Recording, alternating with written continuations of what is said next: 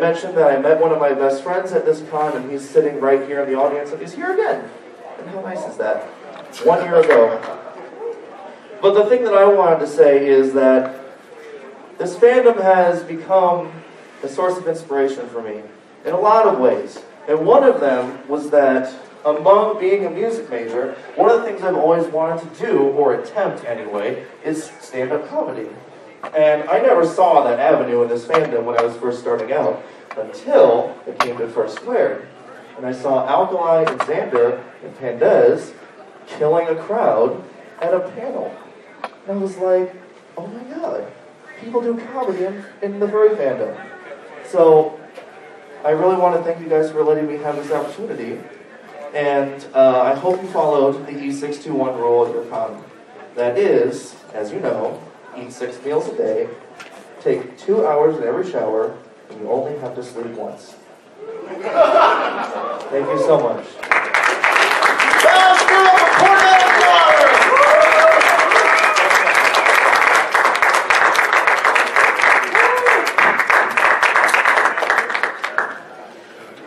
Guys, that was... Next up, he may have a little trouble getting up to the stage, so I may have to help him a little bit. Give it up for Citrine!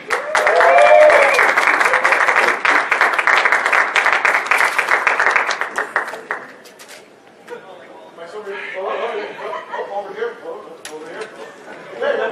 You're not a magician. So as he mentioned yet, wait, is this on? Yeah, it is. So as he mentioned, stairs are kind of my mortal enemy. And for some reason, the school that I went to, the blind school, mind you, has 3 fucking floors. Stairs are like a portal. You step on the first one and you're gone. It's like, no, we'll see them next period. It's fine. They'll make their way back up maybe. So at the blind school, as you can imagine, it was pretty much like a live-action role-playing game there, if you will. Because 80% of us have these sticks that, yeah, we're using to get down the hall, but if we can't see left or right, then we're pretty much just cluster-fucked. So passing period was pretty much like a traffic jam on the interstate. You had somebody every passing period that went to the nurse. That nurse actually did her job, and she got paid way less than she should have because she dealt with way more injuries. Most of them dealt with being nutted, but that's another topic all of its own. Speaking of being nutted, so for those of you who, okay, how many of you have never seen me perform stand-up comedy before? Do not raise your hands, assholes.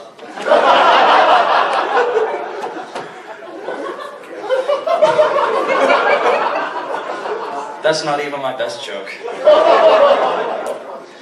So, my second con, that's a little south of here, and I'll leave it at that for liability reasons. I decided it's about 2 in the morning. I should probably get at least 3 hours of sleep. And I start to make my way back to my room. But I've had some alcohol, and my vision sucks anyway. And I hate elevators. So, I am on the wrong floor searching for my room. But that's okay, because God has a sense of humor. Somebody decided that it would be just a great idea to lay on the floor now. Alright? Yeah, you see where this is going, don't get ahead of me. And they decide to play their Nintendo DS while sprawled out on the floor. I don't know if they forgot their room key. I don't know if their maid kicked them out. Not my problem, but it was going to be. Because the wall has a very distinct sound. It hits, and it's just fine. It's hard, it's fine. And when suddenly you hit something, okay, I'll put it this way. The wall is not supposed to curl around this thing like a caterpillar and cry. This cane now had an acronym. The Cock and Nut Exterminator.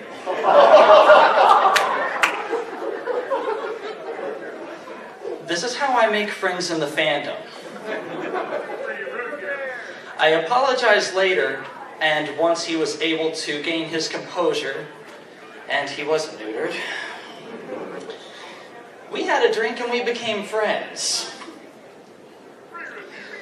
And the next year, he got me back, because karma's a bitch. No, he didn't get my nuts. So, what happens? Same con, same time. Sunday night, con's almost over. I'm like, I'll have me something to drink. One of my friends offers me Everclear. Now, the problem with this is that you would think a blind person can't get blackout drunk. Bullshit. This story was told to me the next morning when I didn't care about anything except dying. But he informs me that somewhere around 1 a.m., there were a few people that I deemed to be too loud.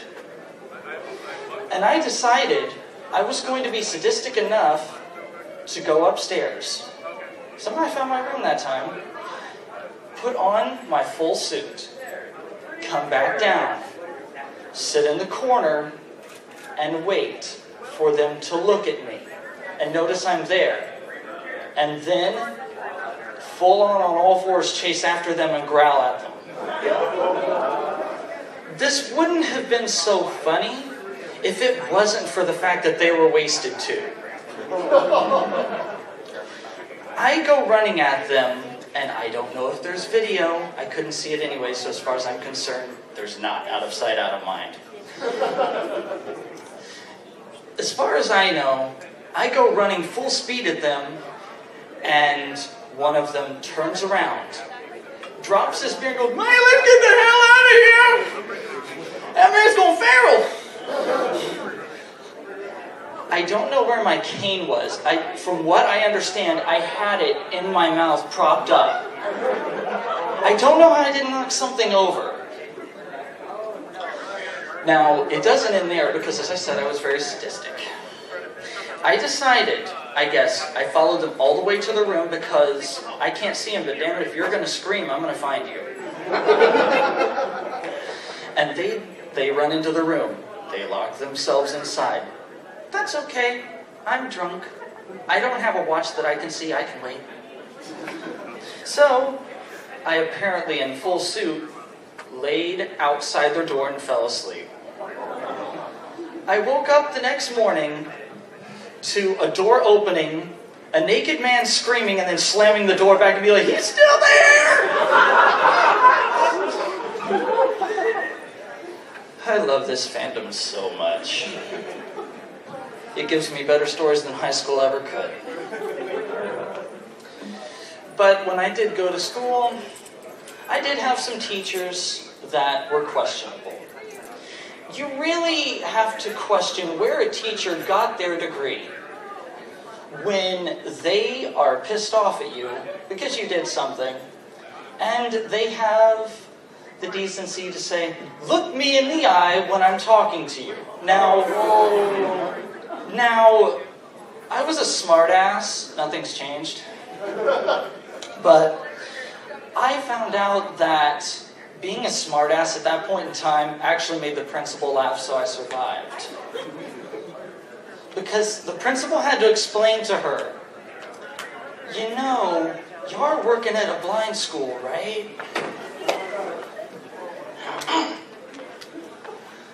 Job applications, I guess.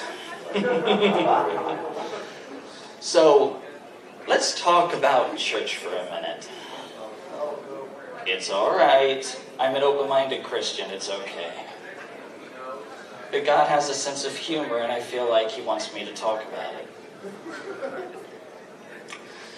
My nephew, who I've turned into a furry, he's one of us. Woo! he used to go to church with my parents and I, back when I used to attend church regularly. And we went, this was the first Sunday. He's 4 years old. And in Sunday school, you know, we're just sitting there, he's in the back, you know, so we don't know what he's doing, we don't know what they're talking about, but you kind of get this feeling that God is talking to you because they start playing songs like the hymns, and they're like, turn in your hymnal page, but they played, He Leadeth Me, okay, blinded by the light, and I saw the light, and I'm like, you know, okay, God, you're talking to me, what do you want? And then they preached the little sermon, and they're preaching about the blind man, you know, that God found the blind man, and he touched him, and he was healed, and I'm like, I'm here? Do you see me? Because I don't see you. But do you see me? You know? And so we get to the point where the service ends, and my nephew comes up and sits with us, and he's all excited. He's at the age where he wants to know everything, and he just, you know, I'm thinking he's going to ask me at any moment, you know, where do babies come from, or something ridiculous like that. Well, no. He says, hey, Uncle? And I said, yeah? He said, I got a question for you about marriage. What the hell's a 4-year-old thinking about marriage for? I said, okay. He said, we learned about Adam and Eve today. And I said, okay. And he said, so they had 2 kids, and that's pain.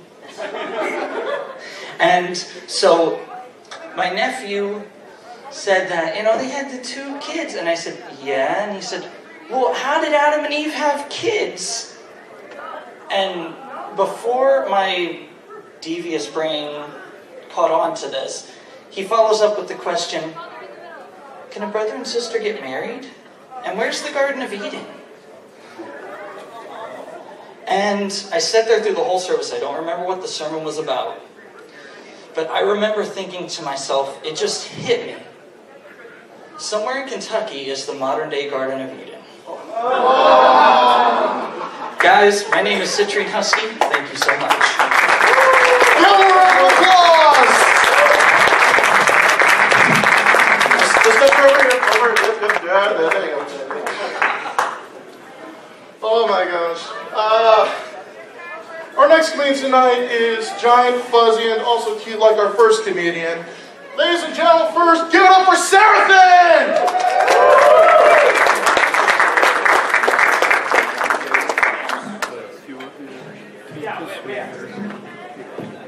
Take my camera. I said I was going to get a high five. Hello, everyone. So, I'm a little hungover.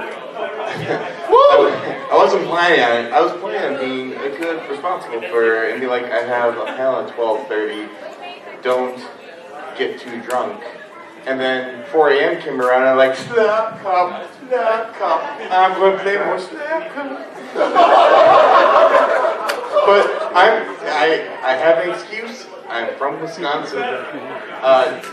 Denying a drinking game when you're from Wisconsin is like slapping someone's sister. You don't do it. You have to man up, drink that beer.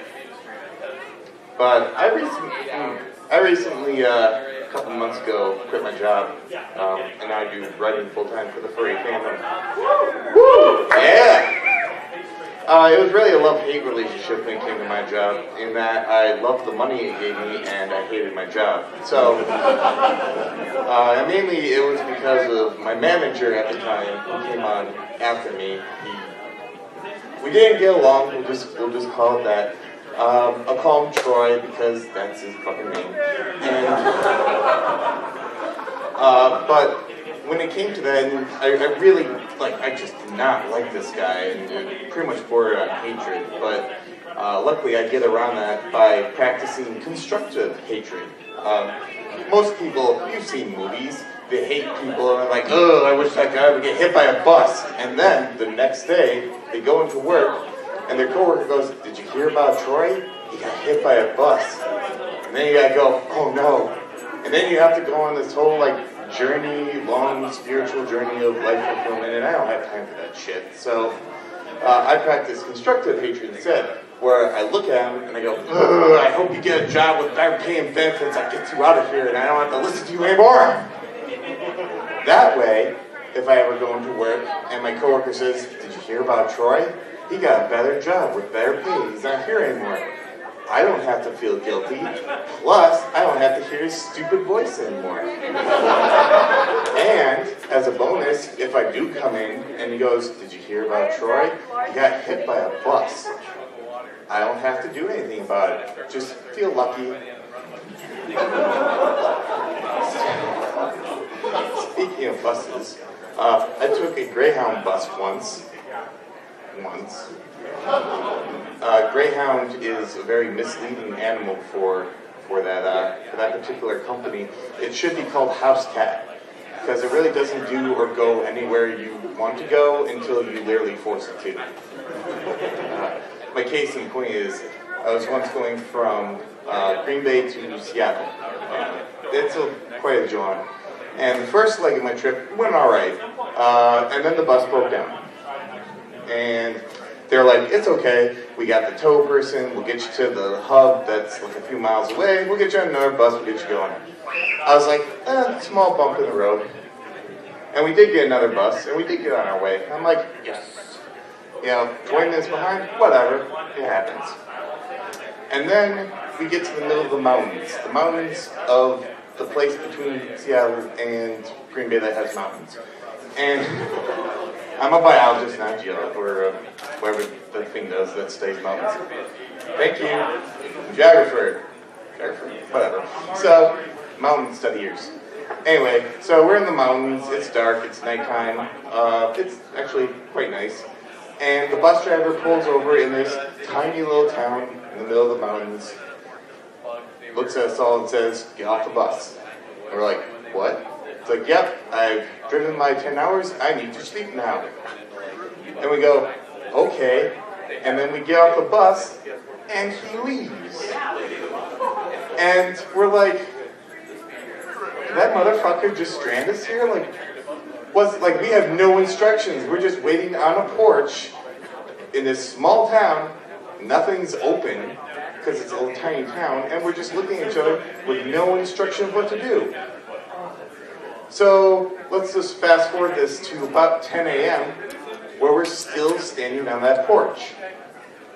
And we're looking, I know it was about 10 a.m. because someone said, hey, it's fucking 10 a.m. What the hell is going on?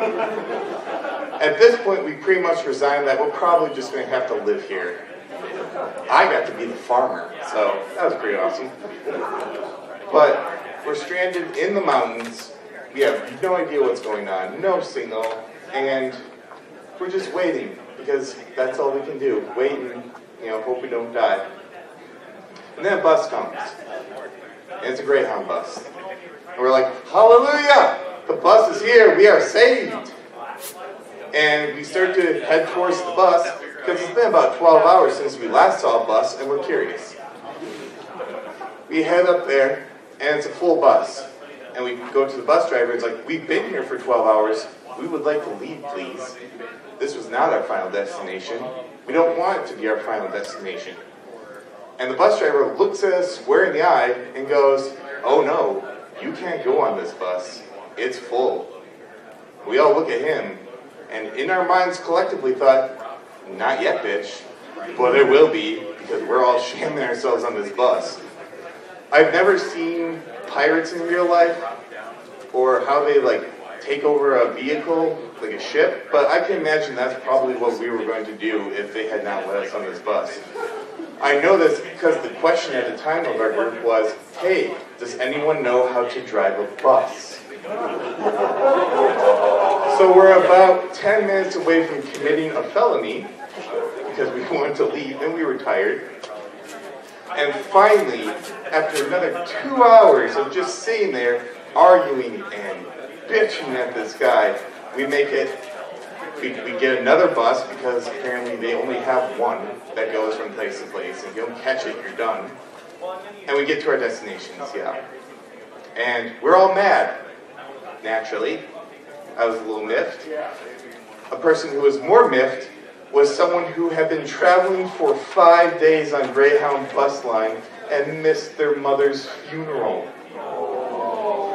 We were more mad for her than we were for us. We were going to kill someone, preferably someone at Greyhound. So we march into the guy's office and we go, hey, give this person something.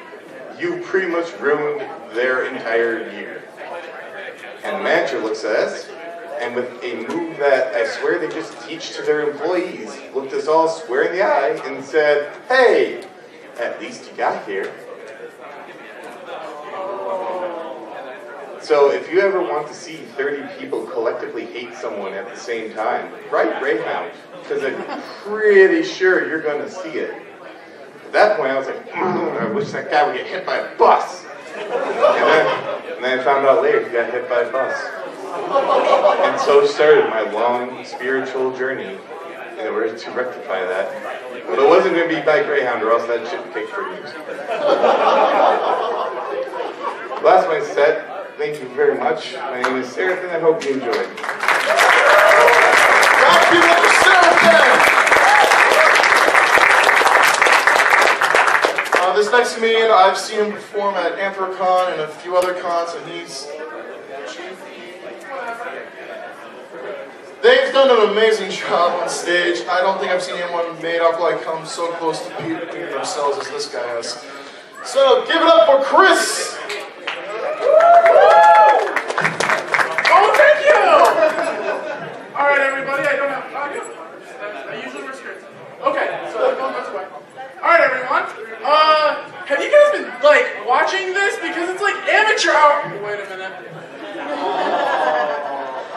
No, it's a good thing. Everybody give it up for everyone that's performed tonight. They've been doing a great fucking job. You can feel the soul, the meaning, the purpose behind their whole sets. I can't even imagine having to follow them. Luckily I don't. So, look, a few things about me. Starting out, I was asked to do this panel because I applied for a panel. And Huskoon didn't give me said panel, but he sent me an email saying, hey, would you like to do open mic? And I said, yeah, let's do open mic. That sounds, not open mic, but amateur hour. That sounds kind of fun. And so I sit there and I wait, and then I get an email back saying, hey, would you like to host open mic? And in 3 separate instances in this email it says, host, host, host. And I'm like, fuck. Huskoon just asked me to host? Oh, woo, that's not, whoa, yeah, oh, this is, and I type out, yes, hell yes, that's an honor, thank you. And I text all of my friends, and I message my mom, and I buy a cat, so I have a cat to tell the good news to. And then I'm like, yeah. And then I get an email back from Huskoon saying, oh no, sorry about that. I just meant, would you like to do a set for amateur hour? And I was like, oh, I mean, that's still nice. So I messaged all of my friends, and I texted my mom, and I put the cat up for adoption because I couldn't bear to tell the good bad news. And I texted my mom saying, hey, Mom, look, your son's meaningful. And then I sent him back saying, look, Mom, your son's kind of not a failure because he's still doing an open mic at a furry convention. And all I got a text back from her was, I'm in the emergency room. And my first response was, geez, I thought I took the news hard. So, another thing about me is, I tend to be a bit of a stress eater. My stomach can attest to it. And when I'm happy, when I'm sad, and really any emotion will allow me to eat. But the moment I realized I was a stress eater was I was about 8 years old, and it's summer, no school, weekend's house. I'm at my dad's house, and I'm like knuckle deep in Final Fantasy something, probably 10. And I'm like, yeah, this is good. And my dad kicks the door in, and he looks at me, and I know what's going to happen here, and he gives me a nice glare, and he goes, what are you doing? And I'm like, well, I'm just playing some Final Fantasy on a probably 10. And he goes, do you know where your mom is? And I was like, probably at home, not playing Final Fantasy, probably 10. And he's like, you know, your mom's a whore, right? And I'm like, yeah, you tell me this every single time I try to play Final Fantasy X or something. And he looks at me and goes, she'd fuck anyone on a motorcycle. Anyone. And I go, yeah, you've told me this. And like, I'm knuckle deep in Final Fantasy X or something, so I don't care who's knuckle deep in my mom right now. And he keeps getting at me about everything from I need to learn how to shave, I need to join the Marines, I need to stop being such a faggot, I need to stop, at one point he told me I need to learn how to rewire the house, and I was like, I don't know why, and he's like, because your stupid mom won't do it, and I'm like, alright. So, after that, thing, I paused Final Fantasy X or something, and I'm like, you know what, I kind of want like a snack, because that would be kind of nice. So, I go out to the freezer, and I look in the freezer, and there's a popsicle, and I'm like, dude, popsicle dope, I mean. And so, I look up the popsicle, and I hear a disembodied voice, who's literally my father, and he simply says, you know, you eat when you're stressed, don't you? And I thought to myself, and I said out loud, no, Dad, I'm 8. And this is a popsicle, and it's summer. But in the back of my head, I thought, fuck! He's right. And it made me want to get another fucking popsicle! So, I had a very interesting childhood. And it didn't just stop there. My doctor is a horrible comedian with great timing. I didn't know there were going to be other doctor sets. That was kind of cool. But my doctor, I am a surprisingly healthy person. I have a great heart. It's big. You can love me if you want. I have, I'm not diabetic. I can move. I'm athletic. I'm just fat because I stress eat. And so my doctor hates this. He fucking hates it. So I could walk in there with a cold, and he'd be like, what'd you do, eat too much ice cream? And I'd be like, no, I have a cold because it's winter, jackass. So my relationship with my doctor is tumultuous. And so one time, I was getting like a needle or some dumb shit, and he was like, you look kind of nervous. And I was like, yeah, I am kind of nervous. Because I think I'm like 14, and that needle's about as long as my arm. And I think it's going in my arm, I hope. And he's like, I could tell you a joke, help. And I was like, yeah, go for it. Let's see what you got. And he looks me square in the eye and he says, a guy walks into a bar. And I go, oh, nice, bar joke. I'm like 14, that's relatable. And he says, and it's you, fat ass. And I start laughing, because what the hell?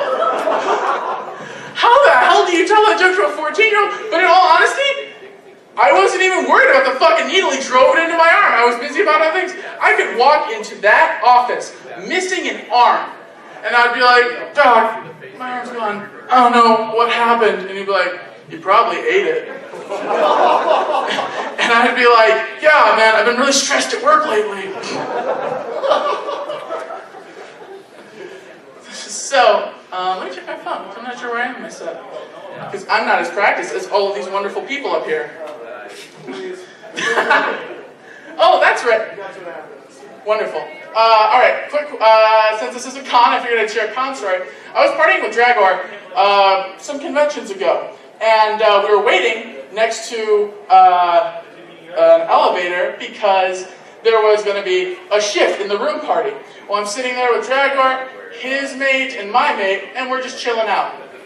When I hear music, and I'm like, that's not that uncommon. Everyone has a Bluetooth speaker, and I hear the music, and it's Barbie Girl, and I'm like, alright, that's a little different. And then I feel an electricity in the air, a sparkle in my eye because glitter, and a sea of twinks just come rushing in. and they press the elevator button. None of them are wearing shirts. Some of them are wearing harnesses. Most of them are wearing short pants. One has a codpiece. They are ready. One is glowing. I hear one look at the other one. He goes, "Oh, sweetheart, are you still wearing them hot pants?" And he goes, "Hell yeah, sweetie. You're gonna have to fire this ass because it won't quit." And I'm like, Jesus, this is amazing. And we're watching it, and I can't imagine there's any other possible, this is the spectrum. And I'm like, and so I'm sitting there, and I'm just taking it all in more ways than one. And one of them simply goes, oh shit, I forgot my bag, I gotta go, and disappears. And then, to replace them comes an entirely different queen in a kigurumi. And they're like, oh yeah, I'm here, bitch, I'm back. And we're talking the alpha of twinks, which is a weird thing. So this happens, and we're like, oh god, what's going to happen? And they start rapping, and they start going to town, and this twink party this wave starts bumping. The elevator opens up, and they all flood in like the gayest clown car you have ever seen. And the door shuts, and there's a magic has left the room. We're left quiet, contemplative, sitting in the mauve wave of our time in the Twilight Zone. And Drager says, you know, I always appreciate some good eye candy. And my mate just simply says, it's like they were all made in the same factory. I actually have one more story, but it is close to my time. So I will just simply say, thank you so much for giving me time, but I live by 3 rules. They're simple. Don't be a dick, follow your bliss, and keep your 3rd rule open, because sometimes you have to fight a bear or make love to a bear. And that's always fun, too. So, thank you so much. Give it up for Chris! Our next comedian's going to do a small little set here. I've seen him open for Alkali and Three-Headed Monster before, and Three-Headed Monster before. Really funny guy, really awesome guy. Give it up for Jake!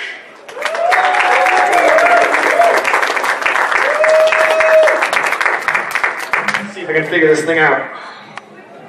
Alright. Yay! How's everybody doing? Everybody having fun today? How about yesterday? The day before that? Anybody get any sleep? No! Yeah, me neither. I was like up all night having to play like Final Fantasy X or something. It was really weird. So I heard. Who likes learning about things? I love learning stuff, and one of the biggest opportunities to learn stuff is when you start a new job. And I got a new job recently, and I was super excited. I mean, like, very excited. I was telling my girlfriend, I was putting up on Twitter, I adopted a cat to tell about it. This cat was, like, super responsive, too. It was really weird. It's like, yeah, I've been through this before. Let me give you a little bit of background. I got this job from a dear friend of mine, and this dear friend is a collector of sports cars. Now, I used to race cars professionally because I'm tiny and cute, and come on, I wear shades all the time. That just says this guy needs to drive a sports car. So when this gentleman comes up to me and says, I want to offer you a job, I'm thinking, sweet, Ferrari, Porsches. But no! Alas, I made the mistake of not, really thinking what this guy actually does. He owns a trucking company. Because nothing says, like, I need to hire a guy who is 5'7", 122 pounds, super white, and I'm going to put him in a giant 90,000-pound vehicle on public streets.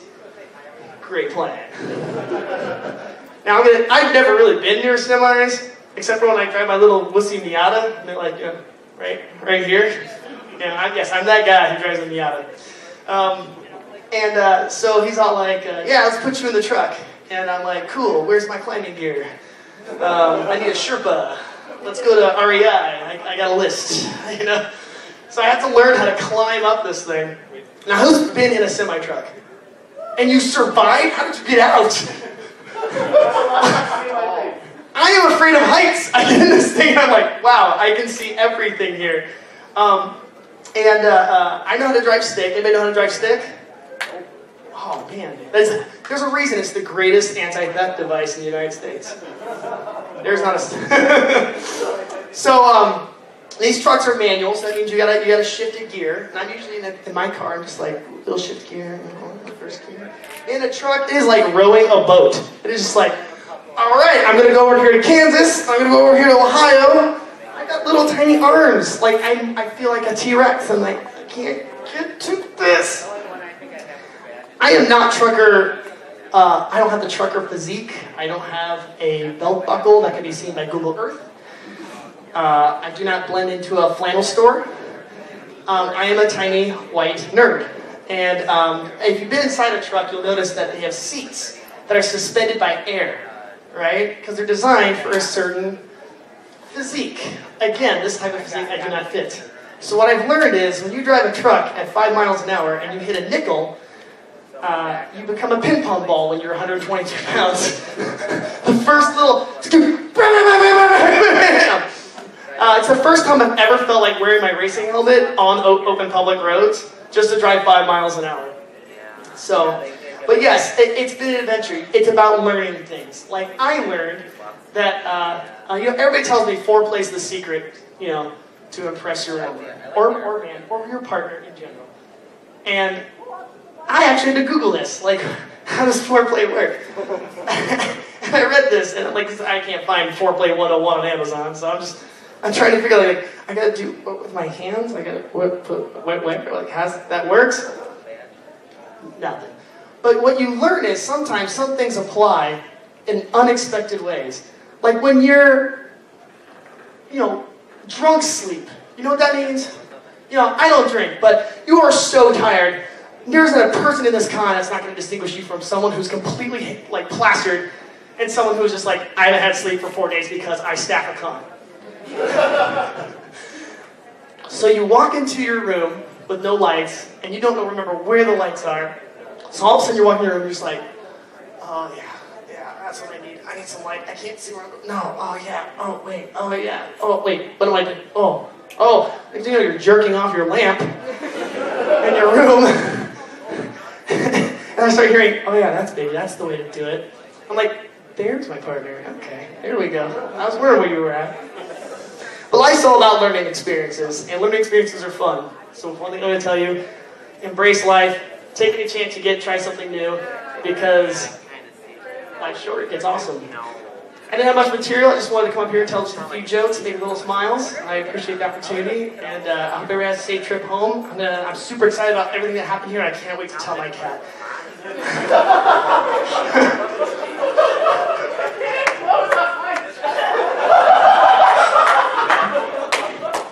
I don't know, I gotta change my name, right? You're Miss the Bobby Bunny.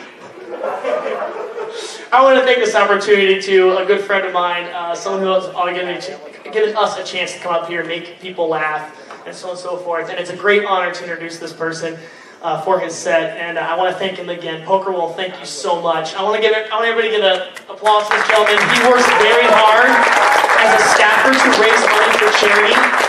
You've seen me before. Charity's a big deal for me. I try to charity liaison for several cons, and this guy just goes above and beyond for charity. So, hats off to you, man. It's a big honor to be up here for you. All right, guys, Poker Wolf, come on up. Don't sit back down. Come on. It's hug time. All right, where's your light switch? Where's it? It's a little lower. Give it up for Jake.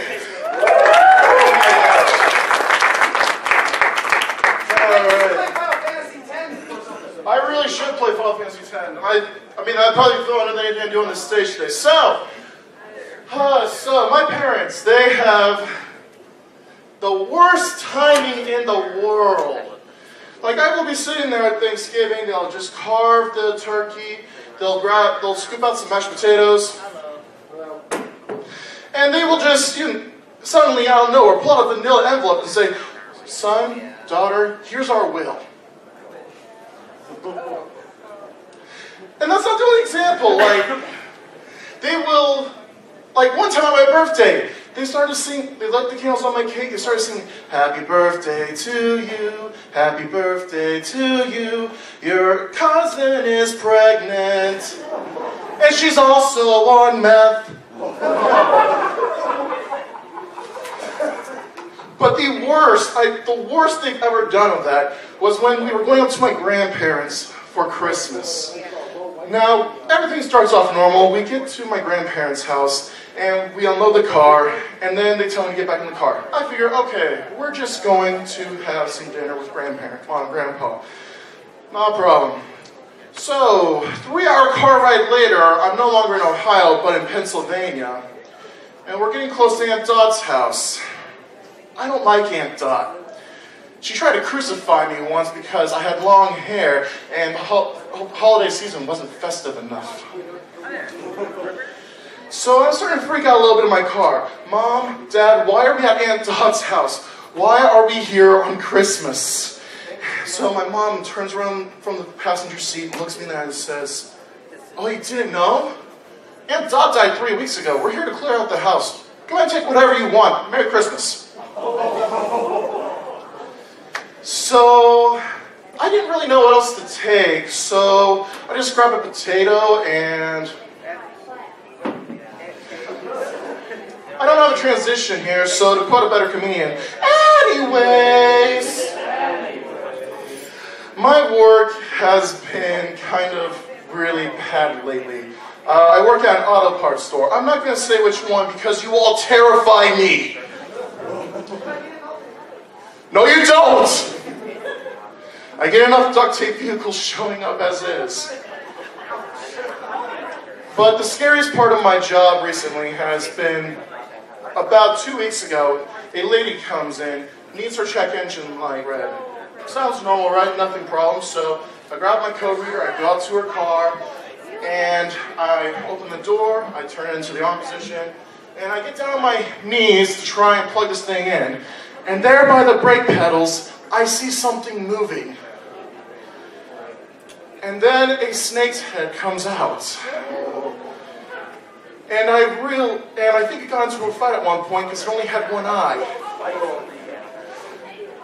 Everyone just missed the dick joke there. So, my first reaction is to clench my butt cheeks because otherwise I'd probably shit a potato or something. So, she picks up the snake, wraps around her arm, turns out to be her pet, then she just looks at me and says, are you afraid of snakes? Well, I am now! But the strangest thing I think has happened, they just transferred me to a new store, and I had a manager deal with this customer. Now, in the auto part line of business, there's still a little bit of sexism happening, especially when it comes between Kentucky customers and female managers.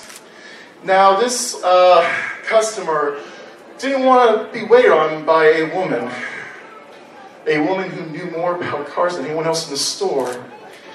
So he looked her in the eyes and says, honey, you don't have the tools to help me.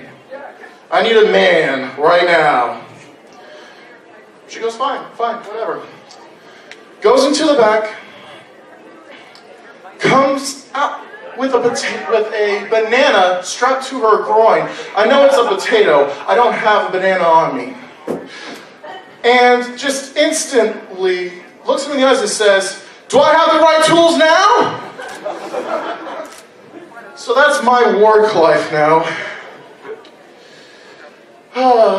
But we all do work, we all do that horrible life thing just so we can all have partying and fun and friends. And back in college, I had a friend who was just graduating college. You know, he's been in there for about 6 to 8 years. Big celebration. So it's, you know what? You're having a graduation party at my place. We're going to hang out, we're going to have fun, we're going to drink with all of our friends. Hey, can my mom come too? Sure! So, party goes off, starts off great. Then someone brought the room.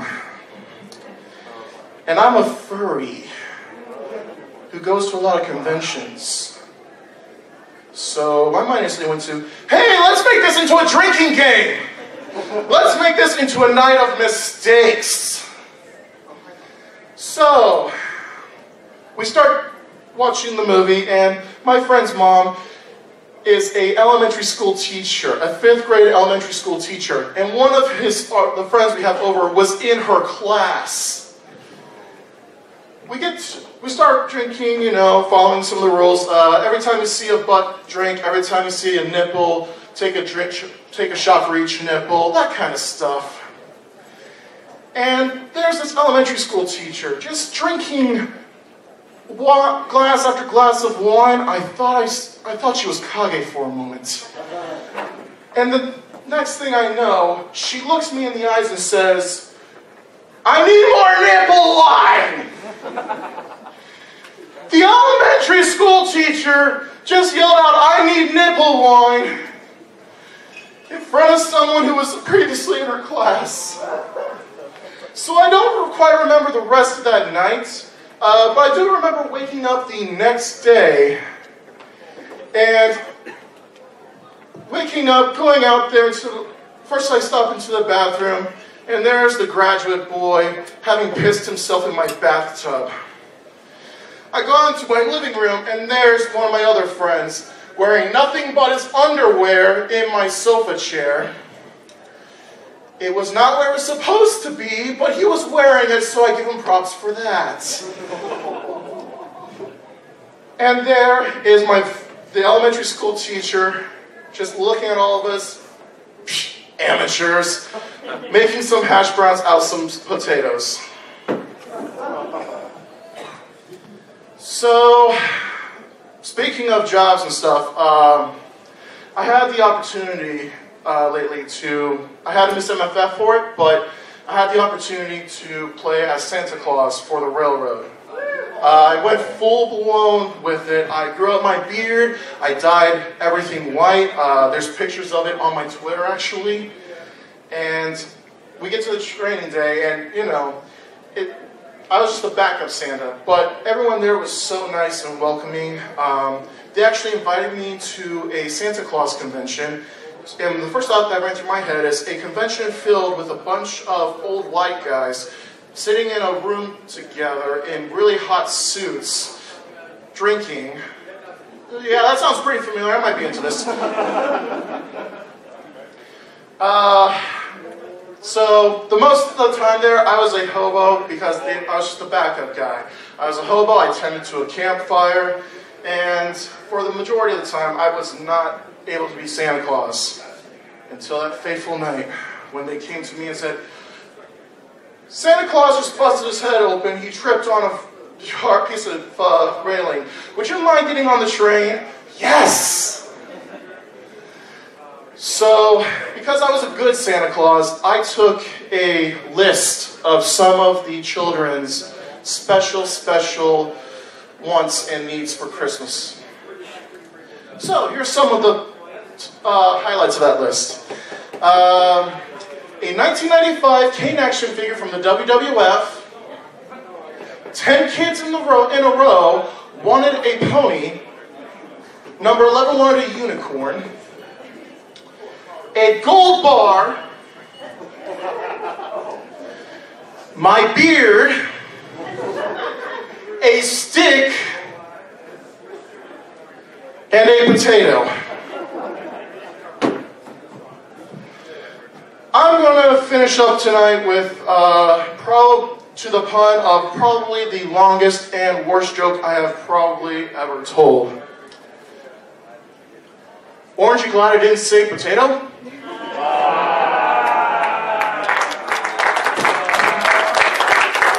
Guys, thank you so much. This has been Amateur Hour.